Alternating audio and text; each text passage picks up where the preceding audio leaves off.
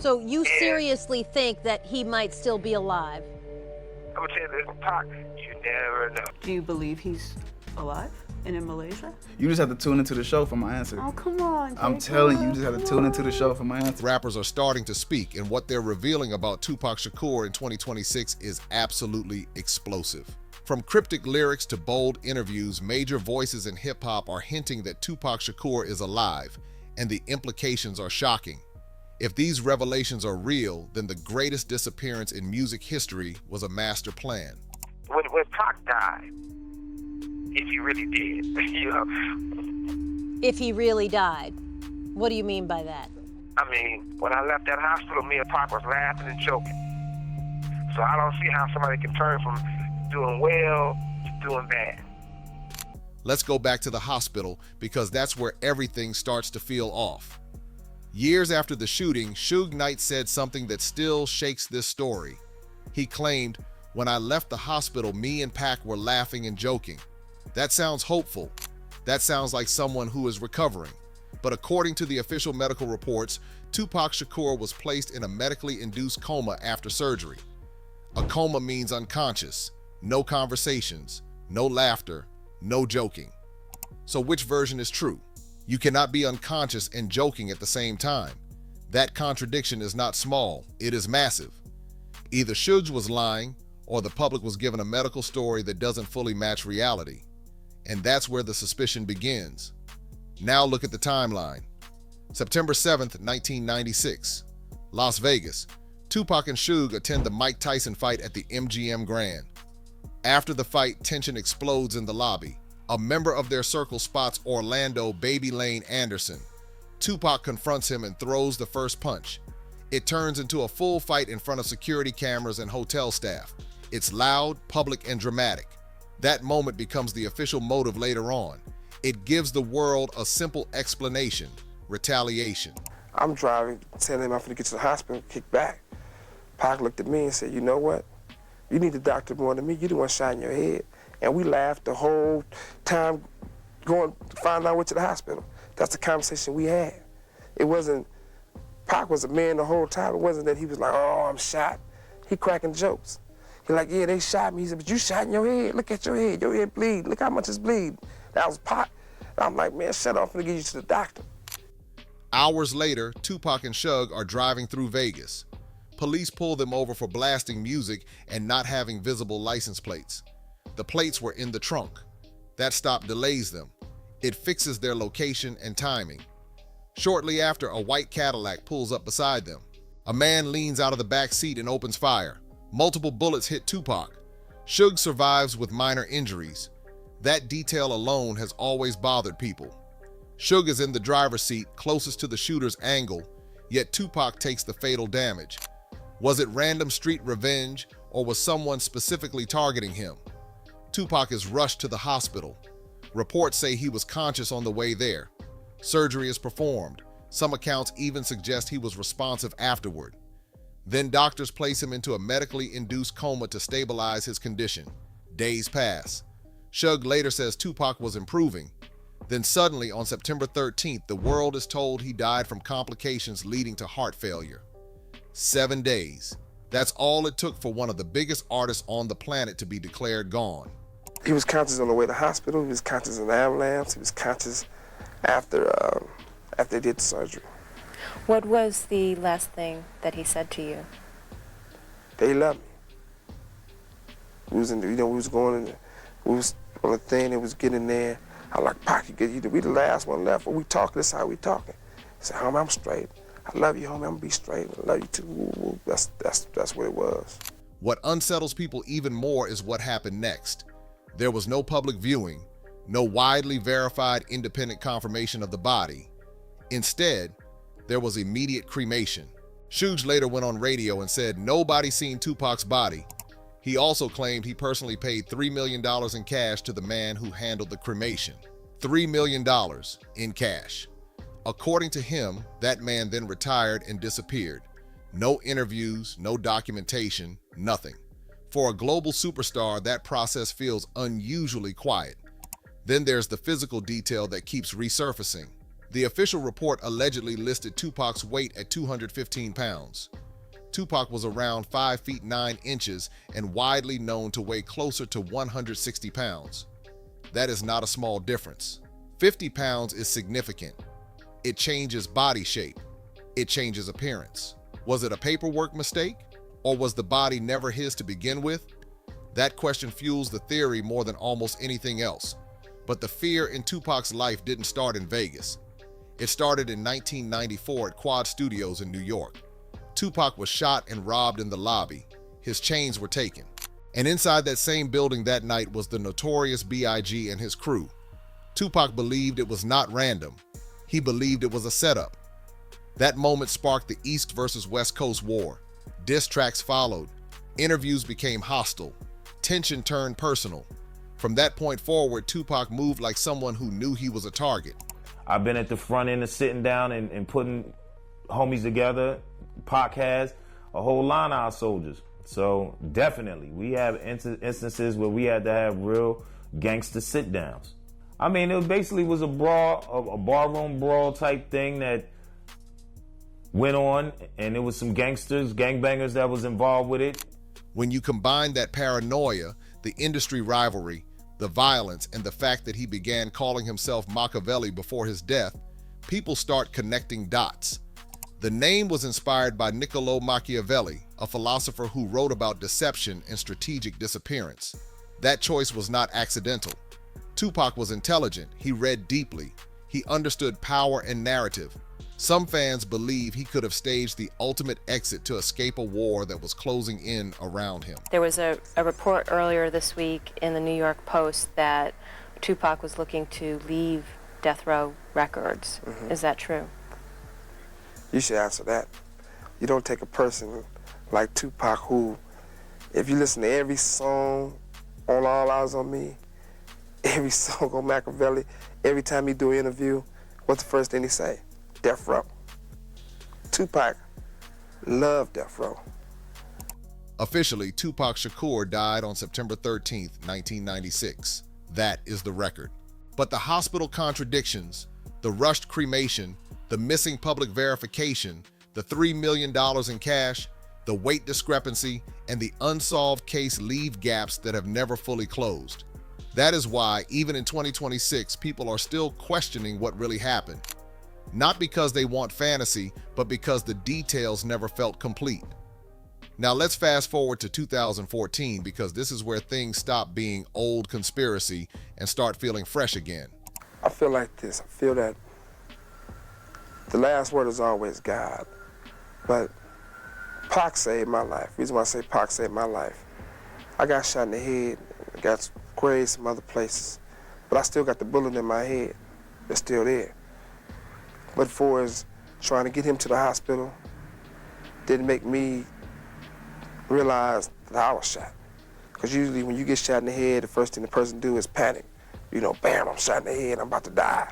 Suge Knight goes on TMZ, not a small podcast, not some random blog, TMZ. And he casually drops a sentence that made the internet choke on its drink. He basically says Tupac might still be alive, not joking, not laughing it off.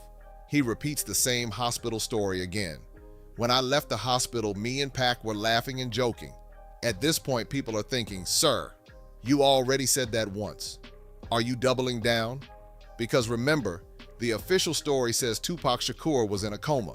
So every time Suge repeats that laughter line, it hits like a glitch in the system. Either he keeps misspeaking for decades, or he's hinting at something he can't fully say. And here's where it gets wild. I think he put out in his music that he wanted people to believe this, that he was still alive. So I don't know if "let him rest" is the right term. I think Tupac's liking this from wherever he's at. Yeah. He's digging it. Got it. 6 months after that TMZ interview, Suge is at a nightclub and someone opens fire on him. Multiple shots. He survives. Again. But when police start asking questions, he's not exactly eager to cooperate. He doesn't spill details. He doesn't point fingers publicly. Now pause for a second. You go on national media saying one of the most famous rappers in history might still be alive. And months later, someone tries to take you out? That timing feels uncomfortable. Was it random street violence? Possibly. But conspiracy minds immediately connected to one idea. Was he warned for talking too much? There's this pattern in hip-hop history. People get bold, they talk, then suddenly they go quiet. Whether it's fear, loyalty, or something bigger, silence always follows noise.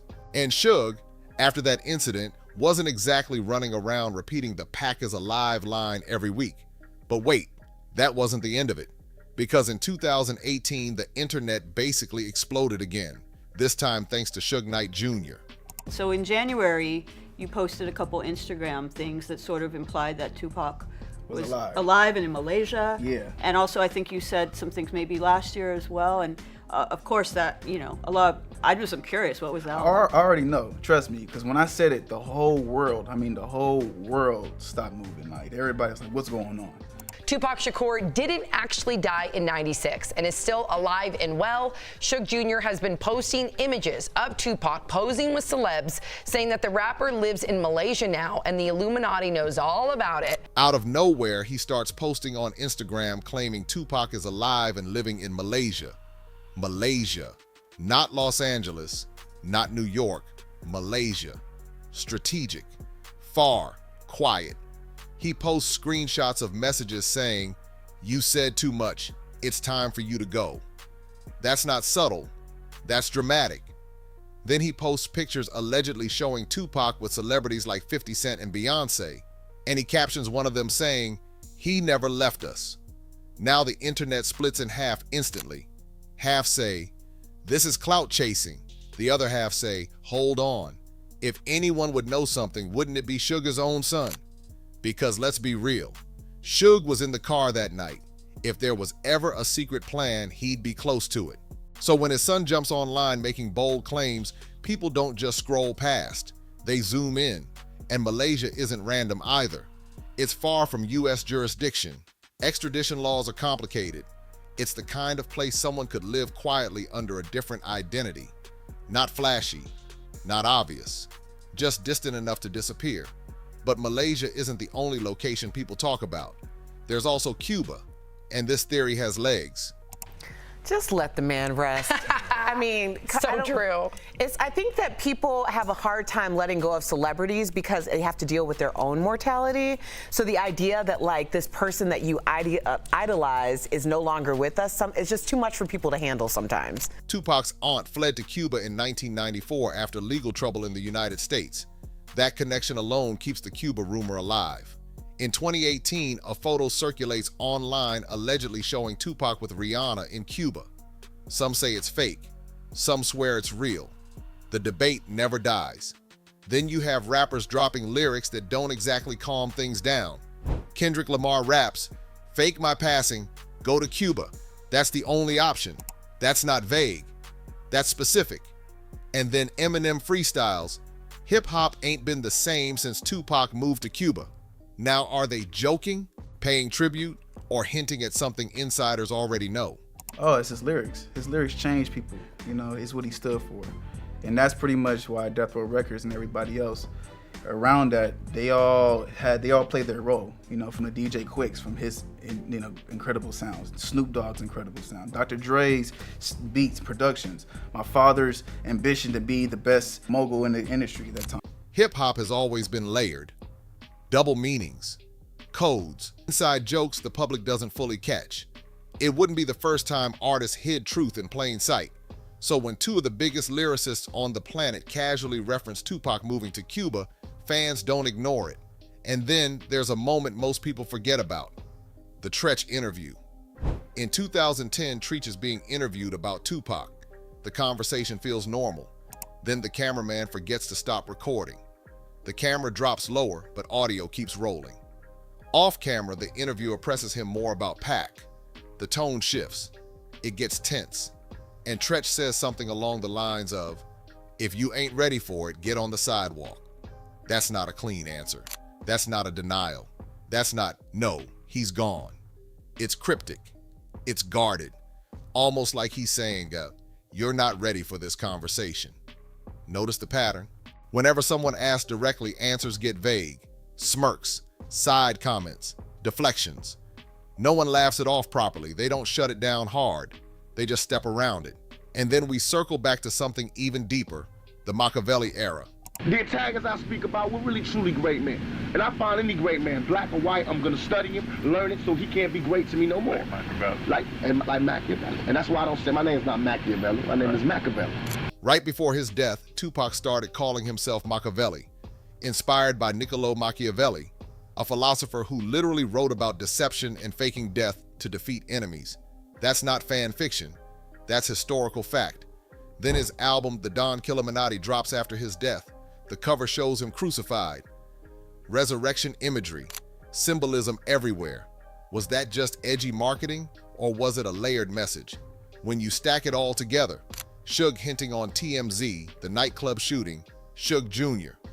Posting Malaysia claims, Cuba lyrics from major rappers, the Tretch hot mic moment, the Machiavelli symbolism, it stops feeling like one random rumor.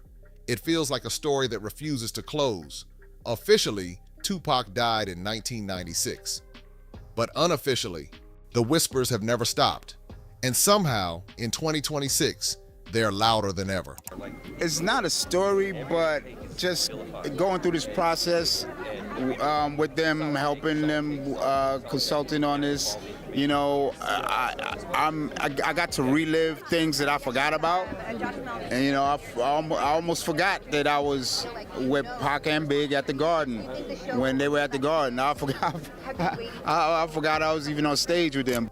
Now let's talk about the theory that sounds like a full Hollywood script but somehow keeps surviving every year, the helicopter escape.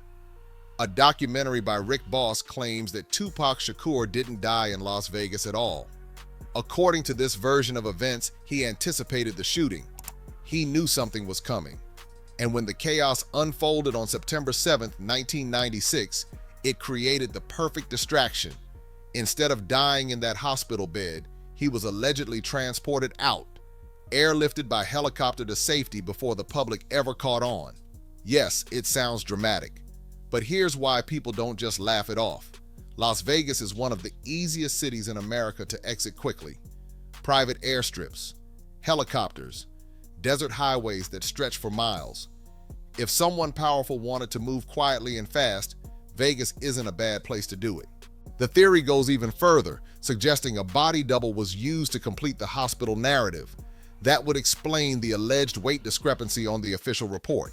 Tupac was widely known to weigh around 160 pounds, yet documents reportedly listed him at 215. That is not a small error. That is a completely different build. Then there's the cremation. Immediate. Quiet. According to Suge Knight, $3 million in cash was paid to the person who handled it. Cash. And that individual allegedly retired and disappeared. Once a body is cremated, there is no forensic re-examination, no second opinions, no DNA testing years later. If someone wanted to erase physical proof permanently, cremation would accomplish that. Is the helicopter theory bold? Absolutely. But it aligns neatly with the timeline inconsistencies people already question. What makes the mystery even heavier is the fact that the case was never officially solved for decades. No suspect convicted. No courtroom closure that felt final. Evidence was reportedly mishandled or lost. Witness accounts shifted. Orlando Baby Lane Anderson, widely believed to be connected to the shooting, was killed in an unrelated incident not long after. Then, only months later, the notorious B.I.G. was shot and killed in Los Angeles. Two of the most important figures in hip-hop history gone within months. Two cases clouded by confusion for years. That pattern fuels suspicion. Was justice simply incompetent, or was something intentionally buried? When major cases involving global icons remain unresolved, trust begins to erode. And when trust erodes, alternative explanations grow stronger. Now step back and think strategically. Tupac was not just a rapper making hits. He was politically aware, deeply read, and vocal about systemic power. He studied philosophy. He understood image, narrative, and influence. He knew he was a target, not only in the streets, but in the industry. If you are that visible and that controversial, what is the ultimate move? Faking your death removes the target permanently. No rival can chase you. No contract can bind you. No enemy can threaten you. You disappear and instantly become larger than life. And here's the psychological twist. Myths are stronger than men. In 1996, Tupac was a superstar. In 2026, he is an icon carved into culture itself. His music continues to stream millions. His image is painted on murals across continents. His interviews circulate daily online. The mystery surrounding him has only magnified his presence. If this were psychological warfare, it worked flawlessly. Enemies argue with a ghost. Fans search endlessly for clues. The legend grows instead of fades. So what if, just hypothetically, Tupac were alive in 2026? Would he reveal himself? Would there be a moment that shatters the internet, rewriting decades of history overnight? Or would staying hidden be the smarter move? The myth might be more powerful than the reveal. Some fans believe he has influenced artists quietly from a distance. Others point to lyrics that reference Cuba or coded lines that feel too specific to ignore. Whether tribute or hint, those references keep the flame alive. If Tupac walked out publicly tomorrow, the consequences would be massive. Legal questions, industry fallout, investigations into who knew and who helped. The entire foundation of modern hip-hop history would shift. But there's another possibility, that revealing the truth might shrink the legend. Mystery expands stories. Closure sometimes limits them.